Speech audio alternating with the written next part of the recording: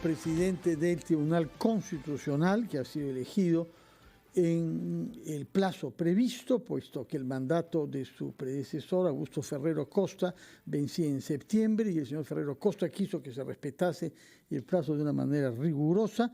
Ferrero Costa, como sabemos, es el único que está desde hace 5 años, mientras que los otros 6 magistrados han sido elegidos recientemente por el Congreso. El señor Morales Arabia está con nosotros. Buenos días, felicitaciones por su elección.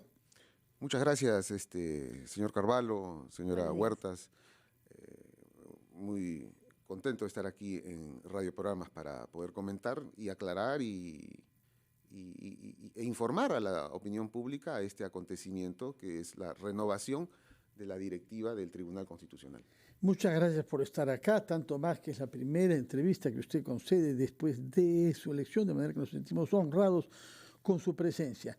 Para ser elegido tiene usted que postular con una plataforma, con unas propuestas y eventualmente competir contra otros. Cuéntenos, por favor, cuántos votos obtuvo, si es que no es reservado, y con qué propuesta fue elegido usted por sus colegas magistrados. Bueno, en este caso fui candidato único y obtuve 6 votos de los 7 votos. De acuerdo. Lo cual nos alegra mucho y bueno, y como usted dice, ¿qué fue lo que hemos planteado? El día de ayer anunciamos algunos ejes centrales, ¿no? Una cuestión muy importante es el gobierno de las personas. Es decir, el Tribunal Constitucional tiene alrededor de 200 trabajadores, ¿no? Entonces nosotros queremos que los trabajadores del tribunal tengan las mejores condiciones de trabajo. ¿Por qué? Porque si un servidor público, un funcionario público se siente bien en su trabajo, va a poder servir mejor. Esa es la idea básica. Y entonces nuestra atención va a estar centrada principalmente en atender los miles de casos que tenemos, ¿no? En el Tribunal Constitucional, los procesos de tutela, etc. En segundo lugar, vamos a implementar y potenciar el uso de las tecnologías de la información, ¿no? Todo el tema del expediente virtual, todo eso debemos potenciarlos, porque en esta época seguimos haciendo un trabajo híbrido. Otro punto importante es mantener nuestra independencia e imparcialidad. Yo les puedo asegurar que los 6 magistrados, que si bien es cierto no concedemos muchas entrevistas, realmente somos un tribunal, como toda corte, que está centrada básicamente en su trabajo. ¿Solo 6 de ellos? Los 7. Ah, perdón. Discúlpeme. Pensé que había uno que no había votado por usted, que quizá no adhería. No ha sido considerado, pero son 7. Sí, los 7. Ah, sí. los 7. No, Okay. lo que pasa es que ahí es interesante, y esto lo voy a contar como una anécdota. Los 7 nos llevamos muy bien, bajo el liderazgo del doctor Ferrero, quien nos recibió. Son magníficas personas los magistrados. Y claro, cuando debatimos dijeron, y alguien dijo, bueno, yo quisiera mantener una independencia en este punto, y bueno, no se consiguieron quizá la unanimidad, que a veces tampoco no es saludable. Mejor es, porque ese es un llamado, es decir, ya, hay que seguir trabajando es una voz de alerta. Entonces, eso por esa parte no es problema. Pero todos coincidimos en estos puntos centrales. Y me refería al tema de la independencia e imparcialidad. Sí, que es el más importante, sí, en vista de las circunstancias que el país vive, que no sabe uno de dónde agarrarse como autoridad rigurosa y éticamente indiscutible. Las hay muy pocas, ¿no? Sí, ese punto, en el caso nuestro, como les dije, los magistrados que tienen una trayectoria personal y profesional amplia, y en el devenir del trabajo hemos podido observar ello, y ustedes verán en el futuro, ¿no? Los casos que tengamos que resolver, estarán nuestros fundamentos y todo, ¿no? Todo siempre con la más amplia imparcialidad e independencia. Ahora, el Tribunal Constitucional cobra cierto protagonismo cuando vemos que hay conflictos en el legislativo, en el ejecutivo. Cobra protagonismo más de lo que quisiéramos porque estos conflictos parece que fueran permanentes, ¿no? Sin embargo, detrás de ello hay también ciudadanos comunes y corrientes que necesitan del Tribunal Constitucional, y usted ha mencionado que va a tener una visión más humanista en este caso. ¿Cuán grande es la carga que tiene el Tribunal Constitucional? ¿Cuán seguros se deben sentir los ciudadanos de encontrar ese respaldo? Le agradezco. Ese es el punto clave.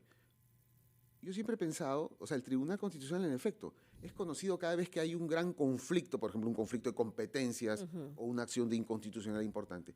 Pero todos los días nosotros recibimos demandas de pensiones, de estudiantes del colegio, de trabajadores, en fin. Esos casos son la prioridad del Tribunal Constitucional. Y estamos trabajando permanentemente a través de 2 salas y el Pleno viendo los casos. Le cuento un caso que es emblemático para nosotros. Quizás no ha sido muy difundido.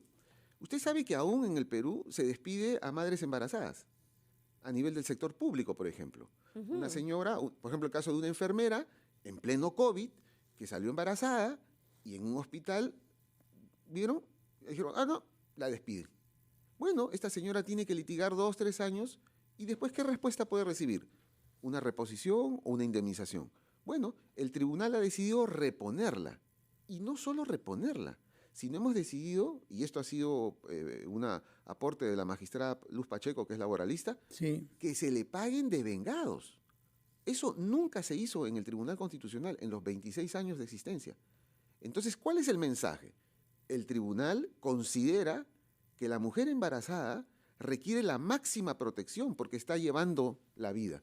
Bueno, en todo caso, felicitaciones por este énfasis puesto en la justicia personal, en los casos personales que hieren a las personas afectadas y que apelan a usted. Pero, sin embargo, el país requiere también saber que hay una instancia independiente y rigurosa que sabrá actuar cuando hayan conflictos de competencias entre poderes.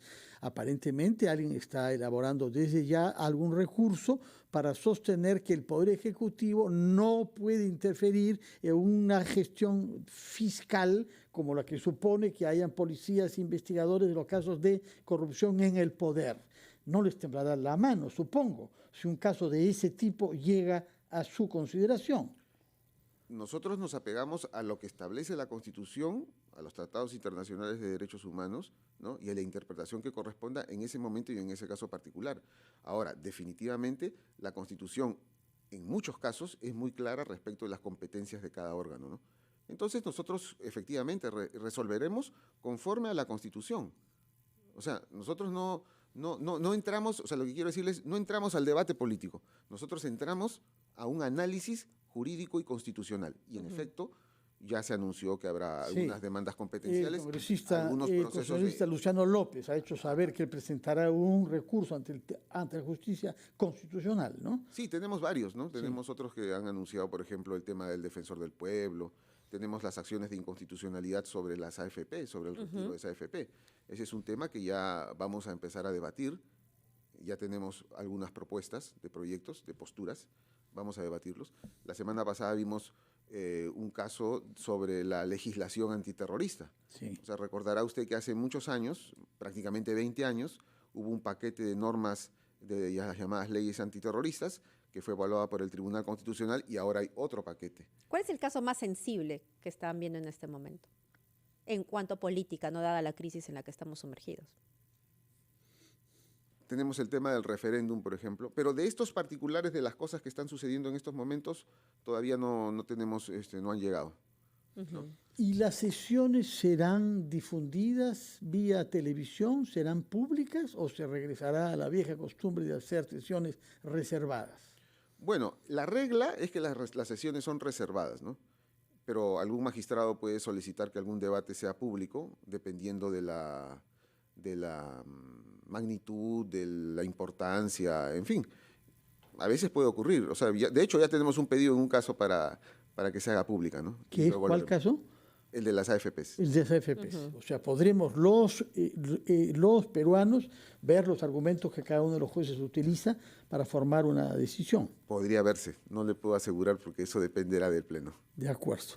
Mabel, hemos escuchado entonces las primeras respuestas del flamante presidente del Tribunal Constitucional, que sabe que se espera que su institución pueda dirimir los casos que lleguen a su consideración en los que se jueguen derechos constitucionales. Y rescatar un poco la confianza de la ciudadanía que lamentablemente no confía en sus instituciones, ¿no? Así que esa es nuestra esperanza en todo caso en esta nueva gestión. Solo me permite una última cuestión.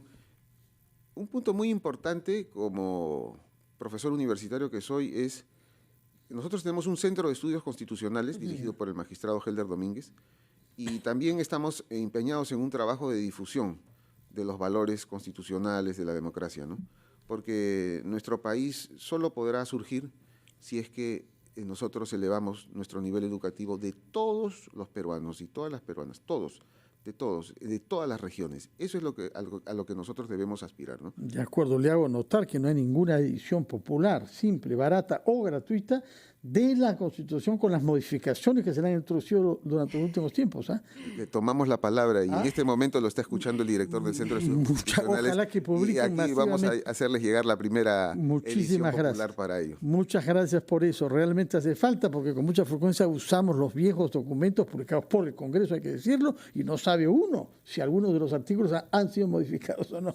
Sí. En la página web del tribunal tenemos esa norma actualizada, pero no quita lo que usted dice que efectivamente y lo vamos a hacer. Muchísimas gracias, señor presidente del Tribunal Constitucional, y gracias por haber venido acá a hacer lo que ha sido su primera entrevista después de su elección por 6 votos el día de ayer. Muchas gracias y muy buenos días. Vamos a hacer una pausa y retomamos ampliación de noticias.